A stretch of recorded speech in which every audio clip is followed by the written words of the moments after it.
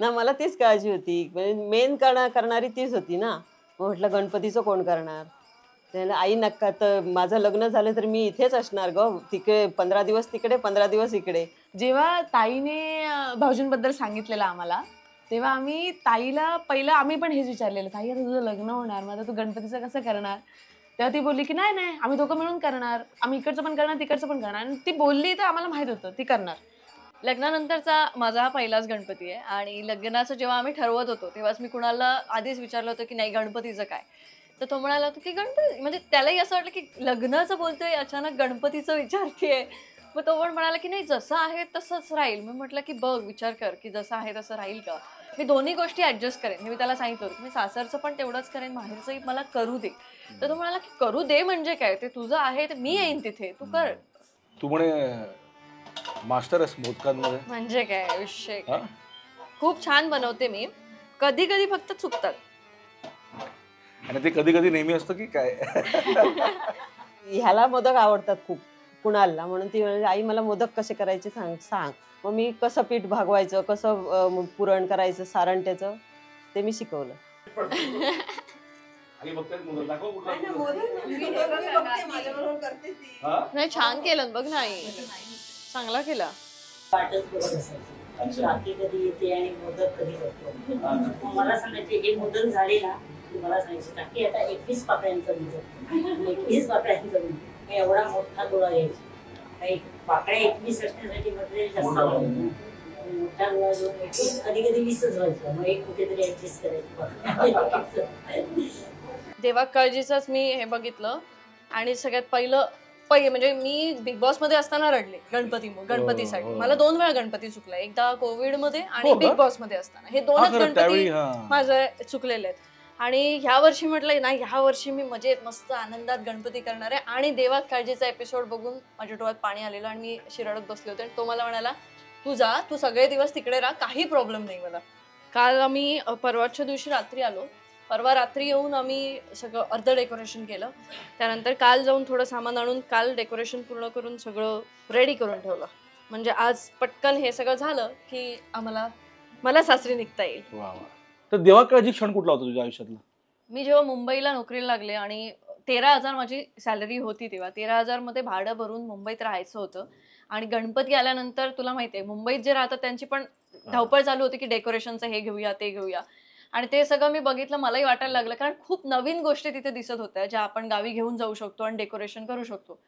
पण पैसे कमी होते म्हणजे असं वाटलं की या पैशात नाही होणार पण ते झालं असतं तर बरं झालं असतं. आणि मला आठवतं की माझा बँक बॅलन्स तेव्हा 4,500 रुपये होता ज्यातले 500 रुपये मिनिमम बॅलन्स तुम्हाला बँक अकाउंटमध्ये ठेवावंच लागतं. तर उरले तेवढेच पैसे. पण इच्छा जी होती करण्याची ते खूप करण्याची होती आणि पैसे कमी होते. विचार केला की काय करू म्हणजे थोडे पैसे ठेवले पण पाहिजेत. जायचंय घरी परत यायचं सुद्धा आहे. पण मी म्हटलं देवा काळजी आणि मी सगळे पैसे अरे संपवले. सगळं जे काय होतं ते 500 रुपये पण ठेवले नाही. म्हटलं बघूया काय होतं ते. आणि मी घरी आले सगळं ते डेकोरेशनचं घेऊन डेकोरेशन केलं. घरी मी आत्ताही आई-वडिलांना माहिती नाही की तेव्हा मी अशा परिस्थितीत घरी आले होते. आणि म्हटलं काहीतरी होईल आणि नेमकं त्याच वर्षी जिथे मी जॉबला होते ना त्यांनी मला मेसेज केला की ते हिंदी होते. अरे आपकी इधर दिवाली में इतना कुछ नहीं रहता ना गणपती में खर्चा होता है ना तो मैं आपको बोनस गणपती में दे दूं. मी म्हटलं चालेल मला आणि दिवाळीला तसंही काही एवढं आम्ही करत नाही गणपतीत ज्या पद्धतीने असतं.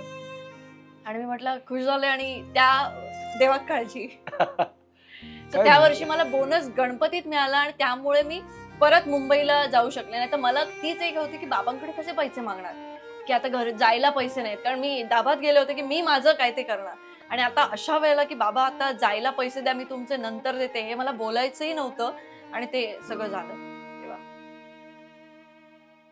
अंकिता जेव्हा म्हणाली मी मुंबईला जाते तेव्हा मला भीती वाटली एकटी तिथे राहून काय करणार. तर रोज संध्याकाळ झाल्यानंतर मी सांगितले 5 नंतर तू तू जर घरी आलीस तर कोणी दरवाजा वाजवला तर दरवाजा उघडू नको. नालासोपारा मला माहिती होतं नालासोपारा जरा हे बरं नाहीये तिकडे वस्ती वगैरे. नाही तर कोणी वाजवलं तरी तू सकाळ झाल्याशिवाय दरवाजा उघडू नको असं तिला सांगत होते. एकटी राहत होती ती. आम्ही इथे लहानपणी फक्त टीव्ही मधून बघायचो. मुंबई, मुंबई, मुंबई सगळे मुंबईबद्दल बोलायचे. गणपती तरी मुंबईवरनं लोकं आलेत. ॲक्चुअली आम्हाला तेव्हा असं वाटायचं मुंबई म्हणजे कुठेतरी परदेशातच, कुठेतरी असं लांब असं कुठेतरी वेगळं हे आहे. पण जेव्हा मुंबईला गेलो मुंबईने खूप शिकवलंय आम्हाला. जे रात्रंदिवस मुंबई चालूच असते. ते पण कुठेतरी असं जेव्हा असं वाटतं की आता बस झालं, शांतता हवी आहे, तेव्हा घराची खूप आठवण येते.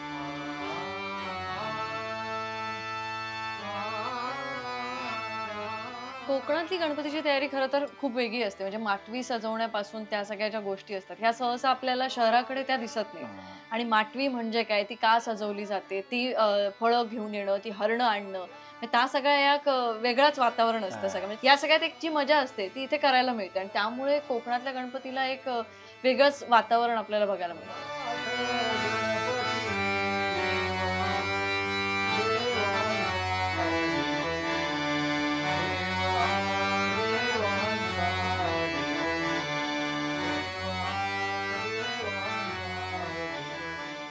पूर्ण वर्षभरात कंदमुळाची भाजी, जी ऋषीपंचमीची भाजी म्हणतात, दुसऱ्या दिवशी होते. त्याच्यासाठी आम्ही जाम गणपतीची वाट बघतो. ताई, मी. आणि त्याची चव तू म्हणशील ना, ती आता तसं फक्त सगळीकडे त्या वर्षभर दिवशी. मिळते, आता फेमस झाली आहे ती, पण त्या दिवशी त्याची चव वेगळीच लागते रे, आणि ते खायला खूप मजा येते. ऐकताना मी आवडे घेतलो. मी पण फक्त विशेष घडणार नाही ते इररिप्लेसेबल आहे. तुम्ही जगात कुठेही जा. हो, ती भाजी म्हणजे आता तिघही मुंबईला असतो. ताईचं तर लग्नच झालंय, आम्ही दोघी असतो इथे. ह्यांना काही अडचण आली, काही झालं की हे कॉल करतात. मग आम्हा तिघींनाही टेन्शन येतं की आता काय करायचं, कोणाला ऍडजस्ट करायचं, कोणाला कॉल करायचा. आणि अशा वेळी अशी माणसं समोर येतात आमच्या की म्हणजे आम्हाला एक्सपेक्टेशन नसतं की ही लोक आम्हाला मदत करतील, पण माहित नाही त्याची इच्छा आहे, त्याचं लक्ष आहे, पण येतात ती लोक समोर आणि ते काम आमचं होऊन जातं आणि मग आम्ही टेन्शन फ्री होतो. मी तर मुंबईत गेले होते ना, तेव्हा तिकडे मी गणपतीचं हे शिकले होते. त्याचं धोतर, सॉरी पितांबर वेल्वेटचं करणं, त्याला ती लेस लावणं, ह्या सगळ्या गोष्टी मी मुंबईतल्या शाळांमध्ये शिकले. आणि मग मला असं वाटायला लागलं की गावी ते करूया, आणि तेव्हा गावी तेवढं ते व्हायचं नाही 2016-17 मध्ये. मग मी गावी आल्यानंतर गणपती 2 दिवस आधी मला गणपती पाहिजे म्हणून सांगायचे. 2 दिवस आधी गणपती घरी घेऊन यायचे आणि घरी मी स्वतः ते सगळं करायचे. तर मी ना तिथल्या शाळेत शिकले होते ते वेल्वेट असं फुंकून आधी चाळायचं वेल्वेट, आणि ते फुंकर मारून असं ते त्याच्यावरती बसवायचं ग्लू लावून. एवढं सगळं ते काम मी रात्रभर पहाटे 4 वाजेपर्यंत वगैरे केलं, आणि दुसऱ्या दिवशी सगळा घसा फुलला होता, आजारी पडले होते. तर काय प्रिकॉशन्स घ्यायचे हे शिकले नाही, कसं करायचं ते शिकले होते.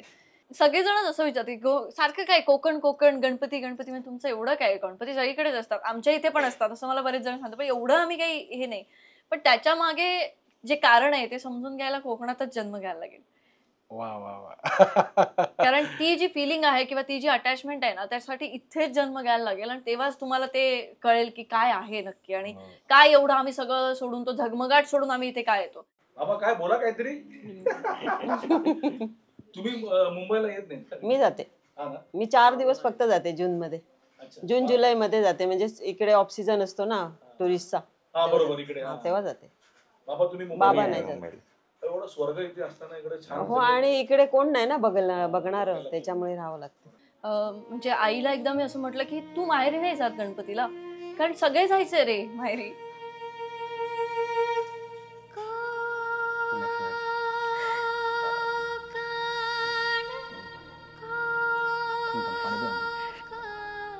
नाही सॉरी, पण मला आत्ताच येताना हे आठवून खूप रडायला आलं होतं. म्हणजे आम्ही बालीवर नाही येत होतो आणि मी फ्लाईट मध्ये होते आणि मी अचानक रडायला लागले, आणि कुणाला म्हणाला की काय झालं, रडते कशाला. मी त्याला म्हटलं की अरे गणपतीसाठी मी माहेरी चालले, पण आई माहेरी कधी गेलीच नाही रे. तिला पण वाटलं असेल ना जावं असं. आणि मी एकदा आईला असं म्हटलं की सगळे जातात माहेरी, म्हणजे काकी वगैरे पण जाऊन यायचे माहेरच्या गणपतीला, तू जा ना, म्हणजे तू पण जा. आणि तुला तर 3 मुली आहेत, गणपतीचं तुला काही टेन्शन नाही, 3 मुली दुसऱ्या घरी जाणार आहेत, त्याच्यामुळे तू कर. आई असं तेव्हा मला म्हणाली होती की जोपर्यंत मी आहे, नाही ठीक आहे, पाणी. आई असं म्हणाली होती की जोपर्यंत मी आहे तोपर्यंत मी गणपतीचं हे पूर्ण करणार. आणि तेव्हा मला असं कळलं की म्हणजे दुसऱ्याला मिळतंय ते आपल्याला का मिळत नाही हे आई नाही बघत आहे. ती जरी गेली तरी 10वी पासूनचे सगळे फ्रेंड सर्कल तिच्या कॉन्टॅक्ट मध्ये आहेत, त्याच्यामुळे इकडे जरा काय आम्हाला जर काय झालं, हे कुठे पडले गाडीवरून, कुठे गाडी घसरली, तरी ते पहिलं अंकिताला जातं तिकडे. मग अंकिता तिथून जर मालवणला कुठे पडले तर तिथल्या मित्रांना, म्हणजे जे ज्युनियर सिनियरचे असतात त्यांना सांगते, जाऊन बघा बाबांचं काय झालंय ते वगैरे. असं दरवर्षी वाट बघतो कधी बाप्पा येतील, कधी सगळं घर भरलेलं दिसेल, कधी लोक येतील, कधी पाहुणे येतील, आणि दिवस असेच निघून जातात. कळत पण नाही गणपतीचे दिवस कधी संपले. आणि जेव्हा बाप्पा तो अनायसे माझं काहीतरी काम असतं, मी नसते विसर्जनाला आमच्या घरच्या गणपतीला, माझे एक्झाम्स वगैरे असतात, सो मी मुंबईला असते. पण एक वाटतं की मला ते विसर्जन नाही बघायचं आहे. मला वेगळंच वाटतं की घरातलं कोणतरी चाललंय, नाही बघायचं. लहानपणापासून मी अगदी इथे होते तेव्हा तर आम्ही बघायचो. मग मला असं वाटायचं की नको, विसर्जन हा दिवस नको येऊ देत. 1-2 दिवस तर आम्ही गणपती देवखोलीकडे बघतच नाही, कारण घरातला पाहुणा गेल्यासारखं वाटतं ना.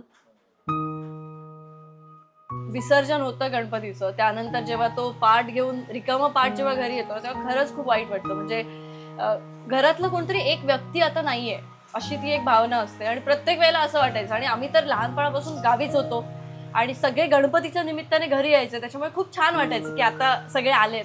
आणि गणपतीचं विसर्जन झालं म्हटल्यानंतर आता हे पण सगळे जाणार, त्याच्यामुळे अचानक घर खाली व्हायचं. आणि तेव्हा खूप असं वाईट वाटायचं की आता परत शाळेत जायला लागणार, आता परत तेच, मग कोणीच नाही आहे घरात. त्याच्यामुळे गणपती खूप दिवस असावा असं तेव्हापासून वाटतं आणि आजही वाटतं.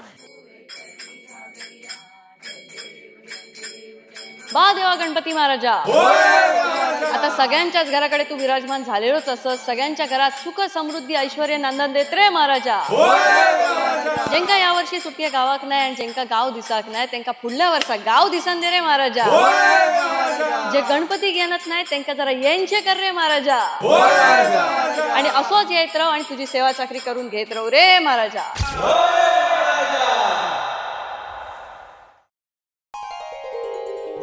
Susan Wahini